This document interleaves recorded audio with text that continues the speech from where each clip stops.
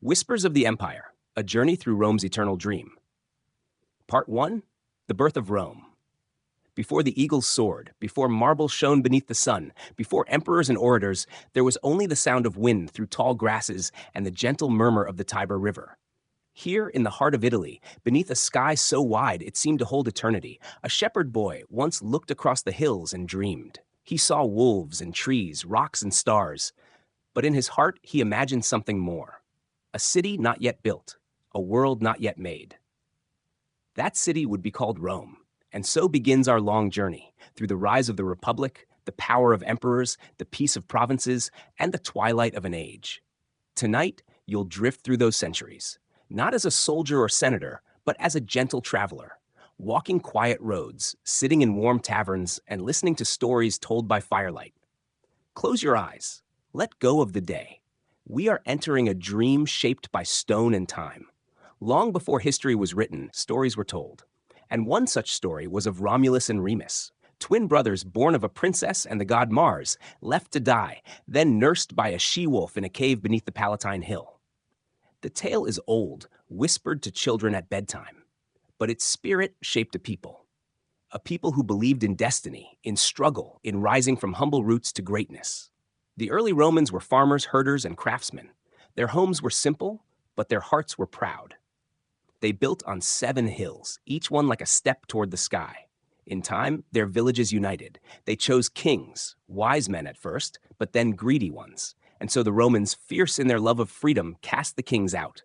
They formed a new system, the res publica, the republic. Power was shared, laws were made. Debates rang out in the forum, where marble columns watched over passionate voices. It was a city growing into itself, like a child learning to walk. Uncertain, but full of purpose. The Republic was not perfect. The wealthy patricians held most power while the common plebeians struggled for rights. But through strikes, reforms, and long years of negotiation, balance began to take shape. Rome expanded slowly, not through sudden conquest, but through alliances and defense. They fought the Etruscans, then the Samnites, learning from each victory and defeat. Then came the Punic Wars. Across the sea stood Carthage, a city rich and proud, with ships that dotted the horizon like stars. The wars between Rome and Carthage would stretch across decades. In the Second Punic War, a name was spoken in whispers: Hannibal. He crossed the Alps with elephants, snow falling on their backs, silence hanging heavy as they descended upon Italy. For years, he ravaged the countryside, winning battle after battle, but Rome endured. At Zama, the Roman general Scipio Africanus defeated Hannibal. Carthage was spared, for a while. Years later, after the Third Punic War, Rome returned. They burned Carthage to the ground, salted the earth. The Mediterranean, once a sea of rivals, became a Roman lake. And yet, back in Rome, storm clouds gathered. Victory had made Rome powerful and fragile. Generals returned from war with wealth and loyal armies. The Senate grew jealous. The people demanded more. And so began the slow unraveling. There were voices of hope, Tiberius and Gaius Gracchus, brothers who sought land for the poor. But they were killed. Their blood watered the soil of civil strife. Then came Marius and Sulla, generals who made war on each other, marching armies through the streets of Rome itself. And then Julius Caesar. He was a man of brilliance, charm, and ambition, a conqueror of Gaul, where he fought for 10 long years, writing letters home that told of daring, hardship, and glory. When the Senate ordered him to disband his army, he crossed the Rubicon River declaring, "The die is cast." Rome fell into civil war. Caesar won. He became dictator for life. But not all welcomed a king in all but name. On the Ides of March, beneath the gaze of Pompey's statue, he was surrounded. Brutus, his friend, among them. He fell with 23 wounds. Rome wept, and the Republic, already wounded, would not recover. Into the silence stepped Caesar's heir, a young, quiet man named Octavian. He was no great warrior. But he was patient, careful, and determined. He formed alliances, then dissolved them. He defeated Mark Antony and Cleopatra at Actium. In 27 BCE, he became Augustus. He refused the crown, called himself Princeps, first citizen. But all power rested in his hands. Thus was born the Roman Empire. Augustus ruled for 40 years. He brought peace where there had been chaos. He rebuilt temples, reformed laws, and restored dignity. This was the beginning of the Pax Romana, the Roman peace, a golden age that would last for generations. Whispers of the Empire, A Journey Through Rome's Eternal Dream. Part 2, The Peace of Augustus and the Life of Empire. What was it like to live in the Pax Romana? Imagine waking in a house of stone with painted walls and a courtyard full of lemon trees. The sun rises over tiled roofs. You dress in soft linen. Your sandals echo lightly on smooth marble. You pass through open streets where bakers call out beside baskets of warm bread. Olive oil and honey scent the morning air. You hear the cry of seagulls near the river. Musicians pluck gentle notes from stringed lyres as vendors open their stalls. You might visit the great public baths. There, you soak in warm pools, speak softly with friends, then cool your skin beneath fountains carved with dolphins and gods. Afterward, you might walk to the forum where orators speak, merchants trade, and the voices of Rome gather like birds at dusk. In the countryside, farmers tend groves of olives and vineyards heavy with grapes. Water flows from aqueducts into fountains and farms. Roads stretch out in all directions. Strong, straight, endless. From Londinium to Carthage, from the sands of Syria to the forests of Gaul, people speak Latin or Greek, wear Roman tunics, and follow Roman law. Rome is no longer just a city. It is the world. Its roads are veins, its provinces limbs, its heartbeat is steady. This is the empire. And the man who made this peace, Augustus, now rests in his mausoleum. But his legacy breathes through temples, laws, and the quiet rhythm of daily life. Not all emperors would follow in his footsteps. Some would fall to vanity, some to madness. But for now, Rome is golden. Let us walk softly now through the age of emperors. Some names echo through time, not for glory, but for darkness. There was Caligula, who once made his horse a priest. He ruled with cruelty masked by laughter, drifting between feasts and fury. And Nero, who sang while Rome burned, playing his lyre as fire swallowed homes. He blamed the Christians, feeding them to lions beneath the cheering crowds of the arena. But even in shadows, Rome endured. After Nero, wise men returned. There were emperors who healed more than harmed. Trajan, a soldier emperor, expanded Rome to its greatest size, north into Dacia, east toward the Tigris. He built roads, harbors, and great markets. Hadrian, his adopted son, walked the empire himself, not in armor, but in sandals and curiosity. He visited soldiers on the frontiers, villagers in dusty towns, and scholars in quiet libraries. In Britannia, he built a wall to mark Rome's edge, not to conquer beyond it, but to hold and protect what had been built. He traveled to Athens, Egypt, and Asia. He spoke with philosophers and priests and brought their ideas home. He loved beauty and balance. He left behind temples that still stand. After Hadrian came Antoninus Pius, who ruled quietly, wisely, without war. He cared for the poor and respected the Senate. He was a father not just to Rome, but to its spirit. And after him came Marcus Aurelius, the philosopher emperor. He fought on the frontiers against invading tribes, enduring years of cold and disease. But in his tent, he wrote quietly, thoughts that would outlive kingdoms. He wrote of patience, humility, and the smallness of man before nature. He reminded himself to be kind, even when others were cruel. To be simple, even when power offered temptation. His book, The Meditations, remains. A gentle guide from an emperor who knew pain and peace. One night, near the end of his life, he sat beneath the stars and wrote, "Time is a river, a violent current of events. No sooner is a thing seen than it is carried away. Even the strongest must pass." But the ideas remain. And so, as emperors lived and died, the people of Rome continued on. They married, they raised children, they worked in shops and fields. They prayed at temples to Jupiter and Juno, to Minerva and Mars. And later, some began to gather quietly in homes, speaking of one God, one Son, and a cross. A new faith was rising, one that would one day remake the world. But not yet. For now, the eagle still flies above marble roofs. The ships still sail from Roman harbors. The sun still sets behind the hills of Latium, bathing the city in golden quiet. Sleep comes gently now in every province, in every villa, in every soldier's tent. The empire breathes. And for this moment, it dreams in peace. Whispers of the Empire, A Journey Through Rome's Eternal Dream. Part 3. The Turning Tides. The empire stood vast and shining. Its cities bustled with life. Its armies held distant borders. Its aqueducts carried cold water across deserts and hills. But the stillness of peace cannot last forever.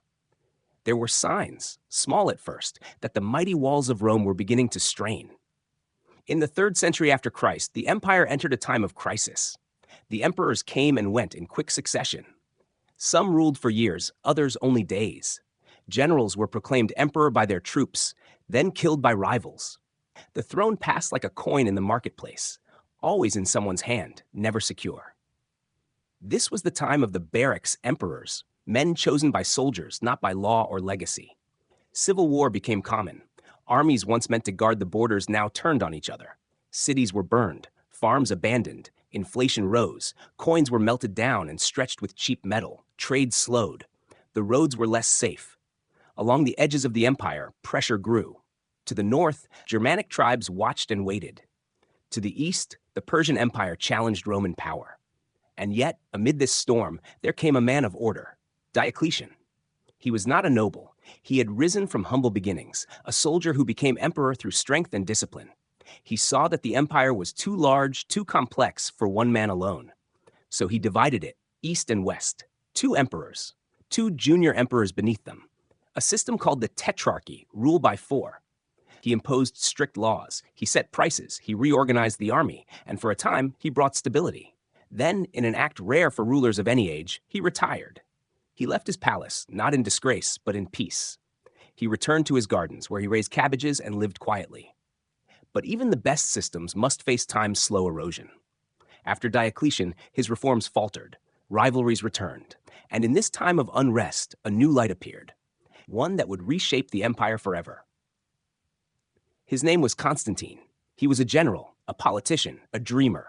And in the year 312 CE, on the eve of a great battle, he saw a vision in the sky, a cross of light, and the words, "In hoc signo vinces." In this sign you will conquer. He ordered his men to place Christian symbols on their shields. They won the battle. Constantine entered Rome as victor, not just of armies, but of faith. No longer would Christians hide in catacombs or face lions in the arena. Constantine legalized Christianity, ending centuries of persecution. He built churches, he supported bishops, and he called councils to unite the beliefs of a once scattered faith. And then he did something even more extraordinary. He founded a new capital. In the east, near the ancient city of Byzantium, he built a shining city on the Bosporus, a place where Europe and Asia touched. He named it Constantinople, the city of Constantine. Here, in gleaming halls and golden domes, the Eastern Roman Empire would thrive for 1,000 years more. But the West would soon face its greatest trial.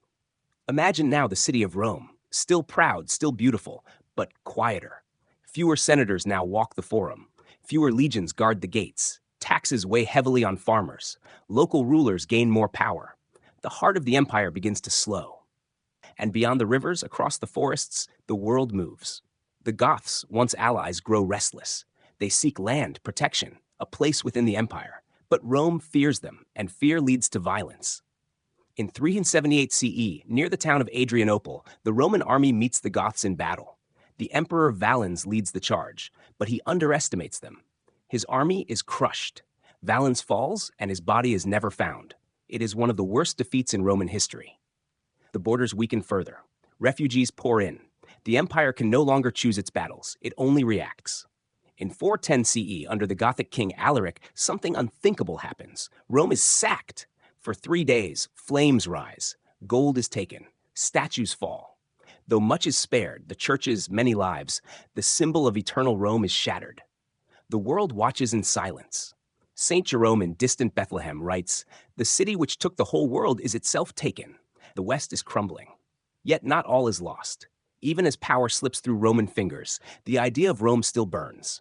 New rulers wear Roman titles. Laws are still written in Latin. The Pope, Bishop of Rome, becomes a voice of calm. In far provinces, Roman roads still guide travelers. Roman bridges still span rivers. Roman walls still hold. And in the east, Constantinople glows with mosaics and incense, with scholars and soldiers, with memory and hope.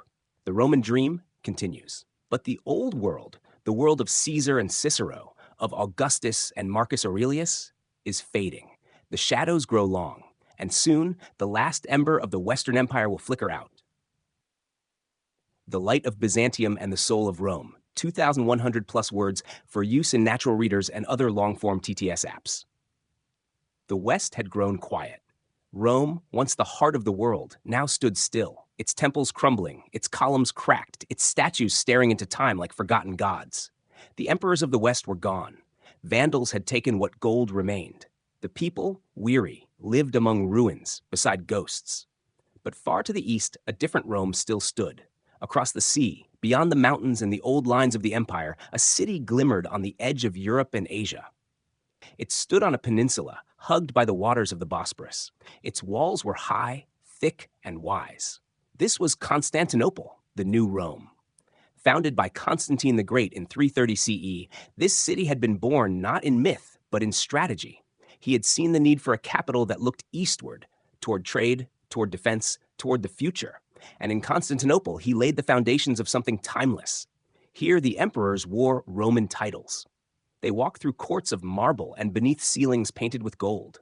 They spoke Greek, not Latin, but their law was Roman. Their ambition was Roman. Their soul was Roman. This was the Byzantine Empire, though they never called it that. They were Romans, and they believed their empire had never fallen. Let us walk now through this Eastern dream and see how Rome lived on, not as a memory, but as a new reality.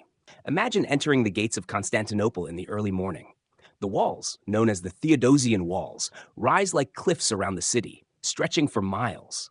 Built of limestone and brick, they are triple layered, a masterpiece of defense. Inside, the streets are alive. The sun reflects off mosaic tiled domes. Market stalls sell spices from India, silk from China, and olive oil from Greece. Citizens wear robes of soft wool or embroidered linen. Priests in dark cloaks walk solemnly toward the churches. Merchants shout gently from shaded awnings. Scribes copy ancient texts in quiet halls. Above all rises the mighty Hagia Sophia, the Church of Holy Wisdom. It is vast, impossible. Its dome seems to float on air. Light pours through its windows like streams of heaven. Gold mosaics shimmer across the curved walls. Christ, Mary, angels, and saints. Candles flicker in the dimness, their flames barely moving. The scent of incense clings to the air, warm, rich, steady. This is the heart of Byzantine Rome. Here, emperors rule not only as military leaders, but as sacred figures, protectors of the church, guardians of law, defenders of the true faith. Their robes are not simple togas, but long silk garments adorned with crosses and gems. They walk not through the forum, but through halls filled with icons, under chandeliers of bronze and crystal. One such emperor is Justinian. He rules in the 6th century, nearly 100 years after the fall of the Western Empire. He is both feared and admired, determined, brilliant, tireless. He dreams of restoring all of Rome, not just the East, but the old Western lands too. He raises armies. His general, Belisarius, a man of deep loyalty and few words, leads campaigns that reclaim parts of North Africa, Italy, and even parts of Spain. For a brief time, the empire is whole again. But war is not Justinian's only legacy. He orders the construction of the Hagia Sophia, completing it in just 5 years, an almost miraculous feat. And he commissions a great work of law, the Corpus Juris Civilis, or the Code of Justinian. It gathers, organizes, and preserves Roman law for generations to come. Even today, its echoes can be heard in modern courts. But every golden age faces fire. In 541 CE, plague strikes Constantinople, the shocked plague of Justinian. It kills thousands daily. Streets fall silent, markets close, ships rot in harbor. Justinian himself falls ill, but survives. Many do not. The city mourns, then recovers. Always it recovers. That is Byzantium's quiet miracle. Endurance. Through centuries of siege, rebellion, betrayal, and fire, it survives. Let us pause now and explore daily life, not in palaces, but in homes. A family lives in a stone house near the seawalls. The father is a tax clerk. The mother spins wool. Their children attend school, learning Greek poetry, Christian scripture, and the names of the Roman emperors of old. Each morning, they rise with the church bells. The family prays before a small icon, an image of the Virgin Mary painted on wood. They light a candle. They eat flatbread, cheese, olives. The boy helps his father write records on parchment. The girl helps her mother dye thread in pots of saffron and indigo. On feast days, they attend services at a chapel decorated with gold stars and saints. Their lives are not rich, but they are steady. They are part of the Roman world. Elsewhere, monks in distant monasteries copy scrolls from Alexandria, Athens, and Rome. They illuminate pages with ink and gold leaf, preserving the works of Plato, Galen, Cicero, and Euclid. They chant softly in the mornings and evenings, filling the stone halls with harmonies that rise like mist into the rafters. These monks, in places forgotten by maps, will preserve the knowledge of the ancient world through storms yet to come. Over the centuries, Constantinople faces enemies on all sides. Persians, Arabs, Bulgars, and Crusaders all come to its gates. Yet its walls hold, its people endure, its emperors rise and fall, and always the city dreams of Rome. Even as the language changes, even as the rituals shift, the empire remembers who it is. Not merely Greek, not merely Eastern, but Roman. One emperor in the 9th century walks the sea walls at dusk. He wears a cloak of deep blue. Below him, the Bosporus shimmers with moonlight. He watches fishing boats return to harbor. He hears the faint call of monks singing in a nearby chapel. He speaks to no one. But in his heart he knows, the city stands because of more than stone and sword.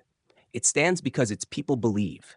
They believe in justice, in tradition, in law, in legacy. That is what it means to be Roman. Time passes. The world changes. New kingdoms rise in the West. Charlemagne is crowned emperor in distant lands. Popes gain power. Cathedrals rise in France and Germany. Venice grows rich. Trade shifts. And still, Constantinople watches. She adjusts, adapts, yet holds true. Then, in 1204, the unthinkable happens. The Fourth Crusade, meant to reclaim the Holy Land, turns its eyes toward wealth. The Crusaders, hungry and misled, attack Constantinople, their fellow Christians. They break the walls, they loot the churches, they shatter the altars. Gold and relics are carried away to Western cathedrals. The city bleeds, not from foreign enemies, but from those who were once allies. The Roman heart is torn, but not destroyed. 57 years later, the Byzantines retake their city. It is smaller now, poorer, but still proud, still Roman. Let us rest for a moment beneath the dome of a quiet church. Candles flicker. Dust hangs in golden light. A priest kneels at the altar. He speaks not of conquest or sorrow, but of faith. Behind him, a mosaic of Christ watches with calm eyes, eyes that have seen centuries unfold. And beyond the walls of this church, beyond the city gates, the world spins forward. The 14th century comes, the 15th, and with it, shadows. To the east rises a new power, the Ottoman Empire. Their armies grow, their ambition sharpens. In 1453, under Sultan Mehmed II, they lay siege to Constantinople. The city is defended by a fraction of what it once had. The walls are old. The cannons of the Ottomans are new. For 53 days, the city holds. Then, on May 29th, the walls break. The city falls. The last emperor, Constantine the Paleologos, fights in the streets and dies with his people. His body is never found. The Roman Empire, the last remnant of ancient glory, ends after 2,000 years. But listen closely. It is not silence. It is memory. Rome did not vanish. It became part of us. Its ideas of citizenship, of law, of order, of language, of beauty are threads in the cloth of our modern world. Its stories are still told, its art still admired, its legacy still whispered, from cathedral domes to courtroom benches, from university halls to bedtime stories like this one. You are part of it now. Tonight, as you drift into sleep, remember the lanterns lit along the walls of Constantinople. Remember the books copied by candlelight, the domes that reached toward heaven, the voices of those who believed that an idea could last forever. The empire is gone, yes, but Rome lives on, in us and in dreams. What is Rome? Is it a city of stone and columns? Is it the thunder of legions and the echo of speeches beneath marble domes? Is it the flame of empire, burning bright then fading into ruin? Or is it something more? Something that doesn't end when the walls fall or the emperors vanish? Let's go back one last time, not to the armies or the palaces, but to the spirit of Rome. Close your eyes now. Feel the cool breeze over the hills of the Palatine. Smell the faint scent of pine and wildflowers. Hear the distant call of a shepherd's flute echoing in the distance. We begin again, not in triumph, but in peace. A quiet corner of ancient Italy. Simple fields, olive trees, slow-moving clouds. A boy walks barefoot down a dirt path.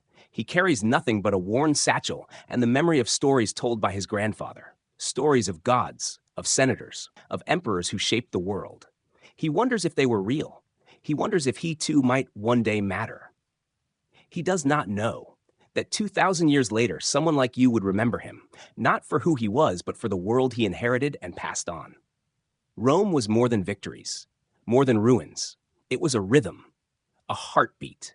And though the body changed from republic to empire, from Latin to Greek, from Caesar to Constantine, that heartbeat never stopped. Not even when the Western Empire collapsed. Not when barbarians marched through the Forum. Not when the eagle's standards fell into dust. Not when churches replaced temples. Because Rome was not just power, it was memory, and memory lingers. Let us walk slowly now through the legacy of Rome, not in time, but in meaning. In a small library in Spain, in the year 800, a monk copies an old Roman poem. He does not understand all the words, but he finds beauty in the rhythm. Elsewhere, in France, a young king named Charlemagne listens to a teacher read aloud from Cicero. The Latin sounds foreign, but it sings, and the king feels taller for hearing it. In the East, in the golden halls of Constantinople, emperors quote Roman law. They issue decrees with seals carved in the shape of the imperial eagle. They wear purple cloaks not for fashion, but because Rome wore purple. And in a small village in Britannia, long after the legions have left, a stone bridge still carries carts across a river. No one remembers who built it, but it stands. Now drift forward. It is the 1500s. The Renaissance has begun. Artists and thinkers look backward to move forward. Michelangelo studies ancient statues, learning how muscle flexes in marble. Raphael paints arches as Romans once did. Da Vinci dreams of machines, some inspired by Vitruvius, an architect of Caesar's time. In Florence and Venice, the columns rise again. In university halls, students read Virgil, Livy, and Seneca by candlelight. Rome is reborn, not in soldiers, but in ideas. And from this rebirth will come revolutions of art, of science, of liberty. In the 18th century, across the ocean, a new country is born, the United States. Its founders speak of the Senate, of the Republic, of Cincinnatus, the Roman farmer who left his plow to defend the state, then returned to his land. They build a capital, not just as a building, but as a symbol. They call their government a republic, just like Rome. Even in rebellion, they carry Roman ideals. Today, in your own time, Rome still lingers. In languages, Spanish, French, Italian, Portuguese, Romanian, all born from Latin. In laws, legal codes still echo the structure laid down by Roman jurists. In architecture, domes, arches, amphitheaters. In calendars, the months, January, March, July, bear the names of Roman gods and leaders. In the quiet ways we organize time, power, space, and even stories, Rome whispers. But Rome is not just found in governments or cathedrals. It is also found in you.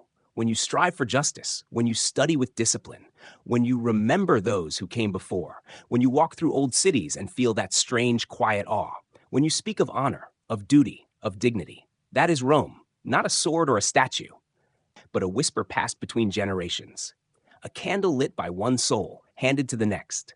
And now, that candle is in your hands. Let us drift now through time's river, not backward, not forward, just gently through all that remains. You are standing on the Via Appia, the old Roman road that once stretched from Rome to the southern seas. The stones are worn, grass grows between them, wildflowers bloom along the sides. You walk slowly, the sun is setting. In the distance, the ruins of aqueducts rise like skeletons of giants. Silent, proud. You pass a milestone carved with Latin letters. You do not read them, but you feel their weight. Birds fly overhead. A gentle breeze stirs the cypress trees. And for a moment, you hear footsteps, not yours, but those who walked before you. A centurion marching with his unit, a merchant humming to himself, a mother carrying her child, a philosopher deep in thought. They are not here, and yet they are. You are never alone on the roads of Rome. Night falls. You sit beside a fallen column. The stars come out. Above you, constellations that once guided Roman sailors now twinkle as they always have. You close your eyes, and the voices come, soft, ancient, warm. Cicero speaks of reason. Marcus Aurelius speaks of peace. Augustus speaks of duty. Hadrian speaks of beauty. A quiet Roman soldier speaks of home. And the wind carries their words through olive groves and over empty fields. Their time is past, but they have not vanished. Because you remember. Sleep now. Let your mind wander through temples and arches, through cool marble halls and sunlit vineyards. Let the echo of sandals on stones soothe you. Let the chants of monks in distant monasteries surround you like fog. Let the soft clatter of coins in a Roman market, the ring of a blacksmith's hammer, the laughter of children at a public fountain become your lullaby. Rome is not gone. It is sleeping within you. And every time you remember its stories, it stirs. So sleep deeply tonight, knowing that you are part of something ancient and vast. The empire has fallen, yes, but its heart still beats in books, in buildings, in dreams, and in you. Good night, traveler of time. The empire rests with you.